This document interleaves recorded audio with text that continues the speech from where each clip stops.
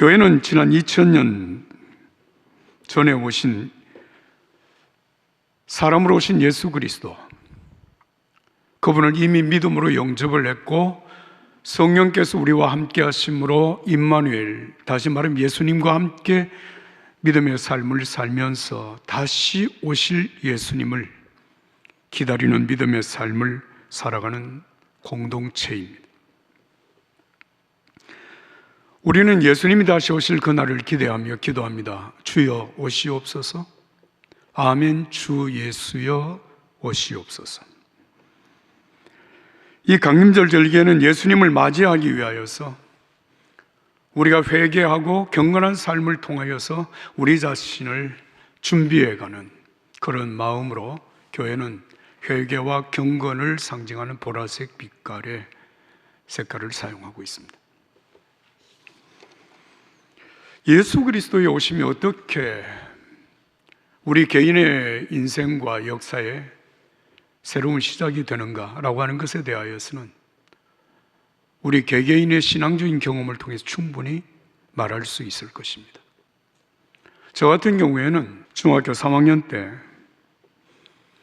학교에서 양산 통도사의 소풍을 갔다가 성녀들의 생활을 보면서 나도 승려가 되어야 되겠다, 그렇게 마음에 결심을 하고 그 결심을 고등학교 1학년 여름 방학에 실현하기로 가족들과 의논을 했습니다. 근데 방학이 되기 한 달여 전에 하나님께서 저를 교회로 이끄셨고 처음 교회에 간 날 저녁에 사실은 기도의 의미도 알지 못하면서 기도한 그 기도에 하나님께서 응답하심으로 제가 크리스천이 되었습니다. 그때로부터 시작해서 지금까지 52년을 하나님의 자녀로 살고 있으며 그 52년 가운데 43년 동안은 제가 목회자로 살고 있습니다. 요한복음 1장 12절과 13절의 말씀은 저에게 확실한 언약의 말씀입니다. 영접하는 자 곧 그 이름을 믿는 자들에게는 하나님의 자녀가 되는 권세를 주셨으니 이는 혈통으로나 육정으로나 사람의 뜻으로 나지 아니하고 오직 하나님께로서 난 자들이니라. 할렐루야. 내 스스로 어떤 선한 삶을 결단하고 제가 선한 삶을 살았기 때문에 이루어진 하나님의 자녀된 신분이 아니라 예수 그리스도를 믿는 믿음으로 말미암아 하나님의 자녀된 신분을 제가 갖게 되고 그 하나님의 은혜를 따라서 오늘까지 믿음으로 살아온 것입니다. 고린도후서 5장 17절의 말씀대로 누구든지 그리스도 안에 있으면 새로운 피조물이라 이전 것은 지나갔으니 보라 새 것이 되었도다. 그렇습니다. 제게 오신 예수 그리스도, 그 예수 그리스도를 믿는 믿음으로 말미암아 제 삶의 BC와 AD의 분명한 분기점이 만들어졌습니다. 예수님을 믿기 이전의 삶과 예수님을 믿은 이후의 삶은 완전히 다른 삶을 살고 있는 것입니다. 에베소서 2장 8절과 9절의 말씀은 제 개인뿐만 아니라 여러분 모두의 신앙의 분명한 고백이 되죠. 너희는 그 은혜에 의하여 믿음으로 말미암아 구원을 받았으니 이것이 너희에게서 난 것이 아니요 하나님의 선물이라. 행위에서 난 것이 아니니 이는 누구든지 자랑하지 못하게 하려 함이라. 할렐루야. 그렇습니다.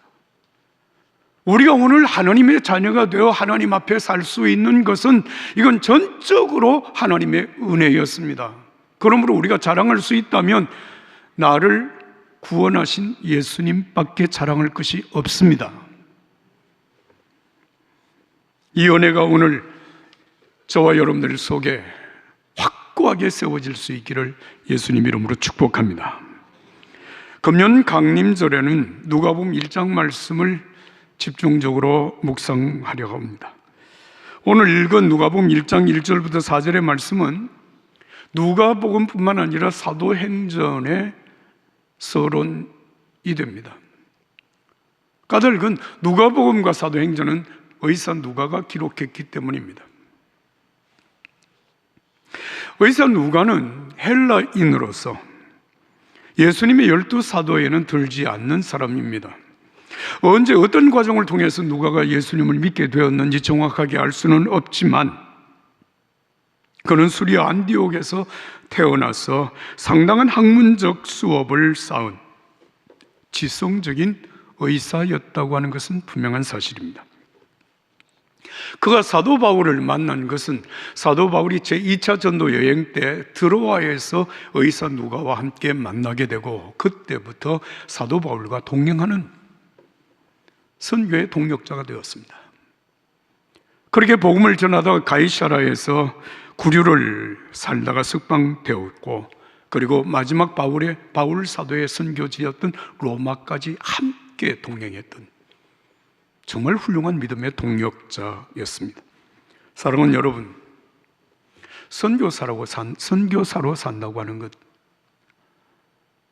지금도 쉽지가 않지만 여러분, 이 사도 바울의 시대, 이 누가가 함께 살던 그 시대에 선교사로 산다고 하는 것은 솔직히 말하면 순교자적인 삶을 사는 것이었습니다. 고린도후서 11장 23절 이하의 말씀을 보면 그 선교사의 삶을 사는 사도 바울의 고난이 얼마나 극심했는가를 이렇게 말씀하고 있습니다.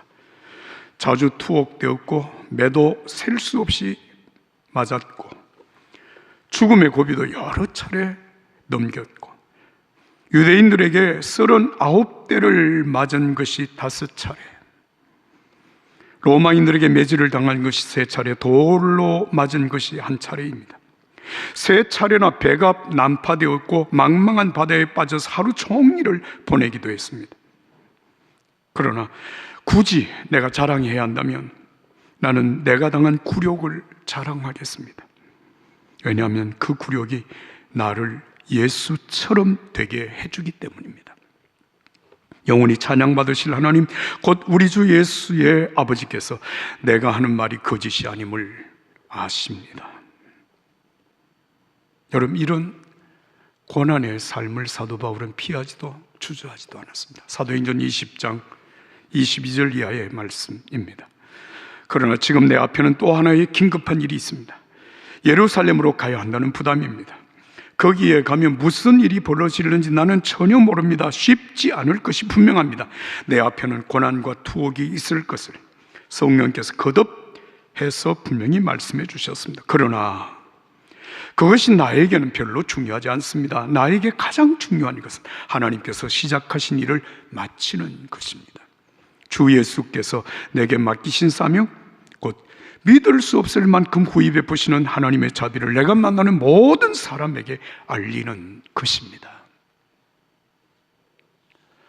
하나님께서 나를 구원하시고 내게 주신 이 구원의 은총을 내가 만나는 모든 사람들에게 증거하기 위하여, 전하기 위하여서 내게 어떤 고난이 온다고 할지라도, 설령 죽음이 내 앞에 놓여 있다고 할지라도 나는 그것을 피하지 않습니다. 그럼 우리가 이런 생각을 해볼 수 있어요. 그러면 어떻게 사도 바울과 그리고 의사 누가가 그렇게 힘든 길을 도중에 포기하지 아니하고 끝까지 갈 수 있었을까? 여러분, 이런 생각을 해보셨습니까? 그거 타고난 사람이야. 타고났어. 그거 아무나 하는 게 아니야.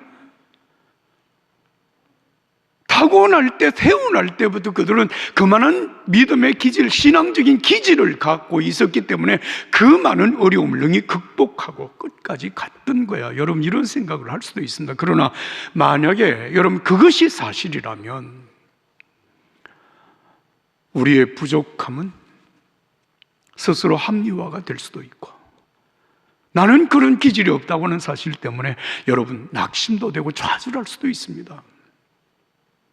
그러나 여러분, 성경을 보면 사도 바울의 삶은 전혀 기질이 아니었습니다. 로마서 7장 17절 이하의 말씀을 보면 예수님을 믿기 이전에 사도 바울의 삶과 예수님을 믿은 이후의 삶이 어떻게 다른가를 이렇게 말씀하고 있습니다. 사실 내게는 명령 이상의 무언가가 필요합니다. 율법을 알면서도 지키지 못하고 내 속에 있는 죄의 세력이 계속해서 나의 최선의 의도를 좌초시키고 있다면 분명 내게는 다른 도움이 필요한 것입니다. 지금 내게는 있어야 할 것이 없습니다. 나는 뜻을 품을 수는 있으나 그 뜻을 행동으로 옮길 수는 없습니다. 나는 선을 행하기로 결심하지만 실제로 선을 행하지는 않습니다. 나는 악을 행하지 않기로 결심하지만 결국에는 악을 저지르고 맙니다. 나는 결심하지만 결심만 하지 행동으로 이어지지 않습니다. 내 내면의 깊은 곳에서 무엇인가 잘못된 것입니다. 그래서 매번 패배합니다. 내가 할 수 있는 일은 무엇이든지 해보았지만 결국 아무 소용이 없습니다. 나는 벼랑 끝에 서 있습니다. 여러분, 율법을 생명처럼 여기며 살았던 사도 바울의 고백이 이것입니다. 나는 벼랑 끝에 서 있습니다. 그러나 감사하게도 답이 있습니다. 바로 예수 그리스도께서 그 같은 일을 하실 수 있고 또 하신다는 것입니다. 우리의 모순 가득한 삶 속에 들어오셔서 예수님은 모든 것을 바로 세우는 일을 행하셨습니다. 할렐루야. 예수님을 믿기 이전의 자신의 삶은 그야말로 절망밖에 없었으나 예수님을 믿은 이후의 삶 속에 내 속에 오신 예수님이 그 모든 일을 가능하게 하였습니다. 믿음의 삶을 가능하게 하였습니다. 은혜의 삶을 가능하게 하였습니다. 예수님이 내게 오신 이후에 예수님은 나의 모든 것이 되셨습니다. 할렐루야. 이게 사도 바울의 고백입니다. 예수 안에 있는 내가 변화되었습니다. 하나님의 자녀가 되었습니다. 예수의 사람이 되었습니다. 그러므로 갈라디아서 2장 20절에는 이렇게 고백합니다. 여러분이 보는 내 삶은 내 것이 아니라 나를 사랑하시고 나를 위해 자기 목숨을 내어주신 하나님의 아들을 믿는 믿음으로 살아가는 삶입니다. 나는 이 삶을 저버리지 않을 것입니다. 바울과 누가 그 어려웠던 여러분 선교사의 삶을 끝까지 견디어내고 그 주께서 주신 사명을 감당할 수 있었던 것은 하나님의 은혜였습니다. 성령의 은혜였습니다. 이 은혜가 오늘 저와 여러분들에게도 있기를 예수님 이름으로 축복합니다. 여러분, 오늘 본문 누가복음 1장 1절에 4절의 말씀, 의사 누가가 누구에게 왜 이 글을 쓰게 되는지 그 사실을 밝히는 말씀 여러분 함께 읽어보도록 하겠습니다. 누가복음 1장 1절부터 4절 말씀 읽습니다.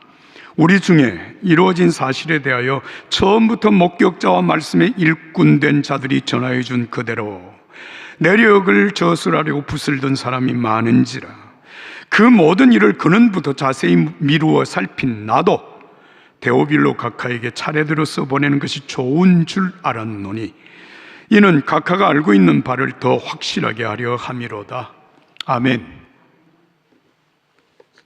자, 여러분, 이 글은 누가가 쓴 글인데 누가가 누구에게 보내는 글입니까? 데오빌로 각하, 데오빌로라고 하는 사람에게 보낸 글이라고 하는 사실을 우리는 확인할 수 있습니다. 그런데 여기에서 데오빌로라고 하는 사람이 이미 예수님을 믿은 사람인지 아니면 아직도 예수님을 믿지 않고 있는 사람인지는 확실하지 않습니다.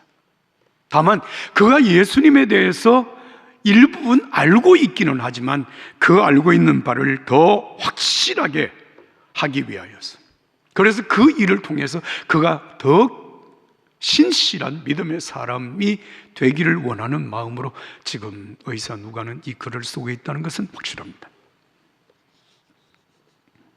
사도행전 24장에 보면 당시에 총독이었던 벨릭스라고 하는 사람이 사도 바울을 불러들여서 여러 차례 예수에 대한, 예수님에 관한 얘기를 들은 사실이 기록되어 있습니다.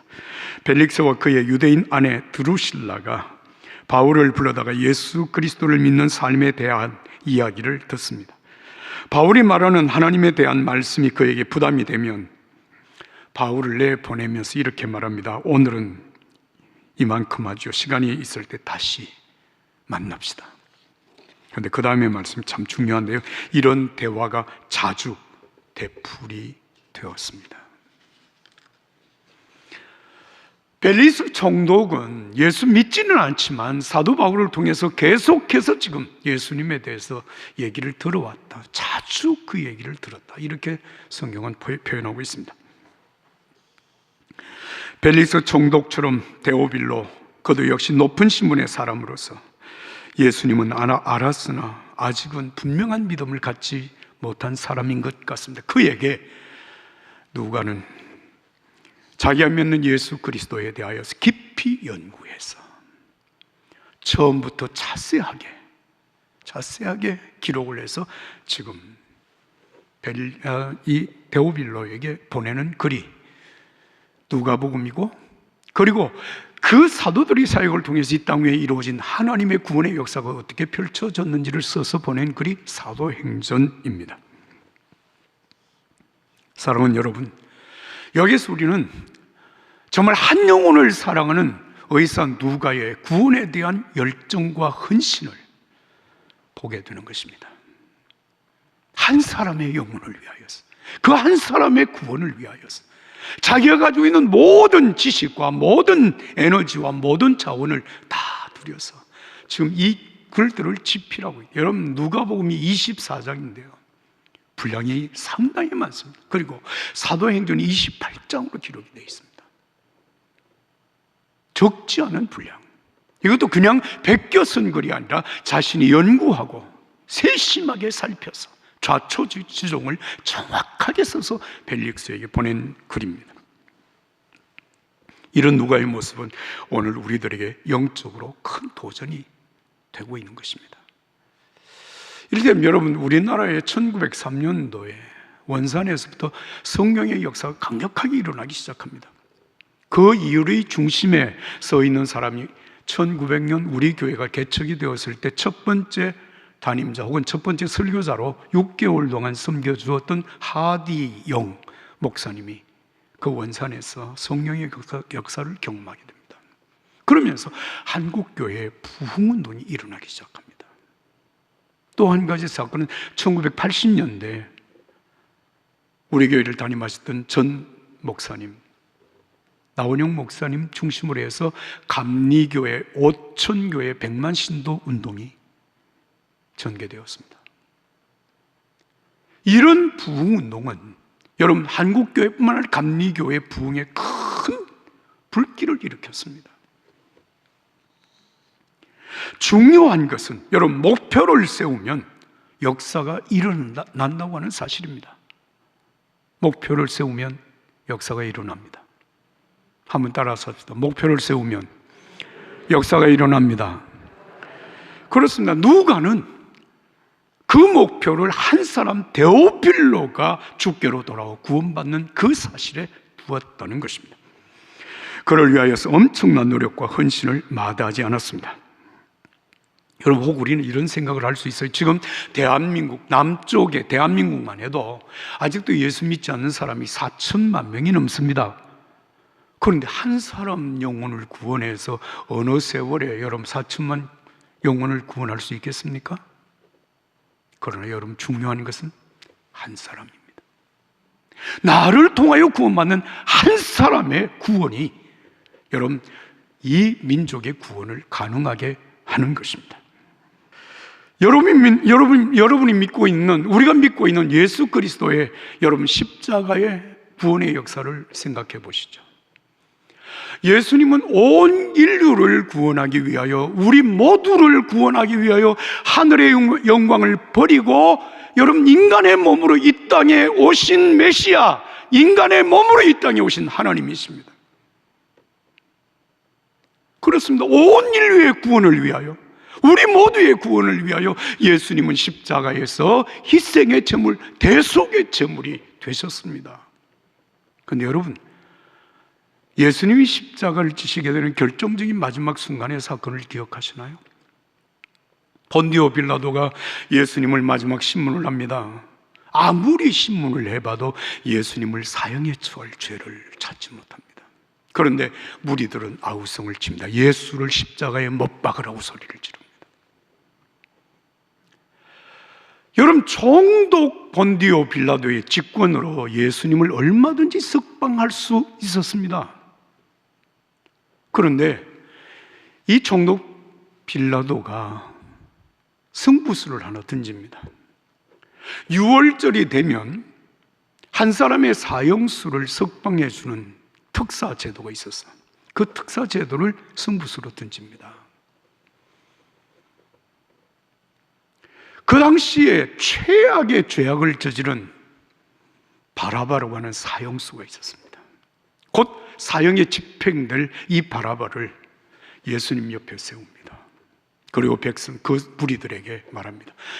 6월절의 특사로 한 사람을 살리는 제도가 있는데 여러분, 이 두 사람 중에 누구를 살려주고 누구를 십자가에 못 박을까요? 여러분, 이 질문을 하는 이 본디오 빌라도의 마음속에 무슨 생각을 했을 것 같습니까? 당연히 예수님을 살리고 바라바를 십자가에 못 박으라고 하리라고 그는 짐작했을 겁니다. 왜? 바라바만큼 악한 사람이 없거든요.